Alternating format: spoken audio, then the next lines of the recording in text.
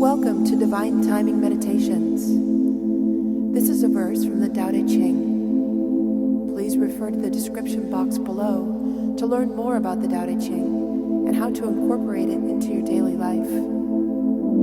The relaxing music here will continue for a few minutes after the verse is read aloud. Please use this time to contemplate the verse's meaning and what it means to you. Feel free to share your experience with us in the comments below.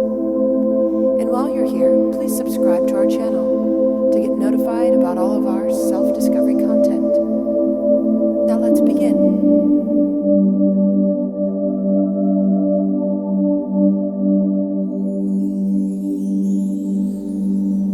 Verse 33 of 81, Tao Te Ching.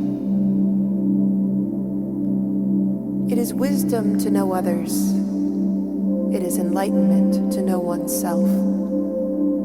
The conqueror of men is powerful. The master of himself is strong. It is wealth to be content. It is willful to force one's way on others. Endurance is to keep one's place.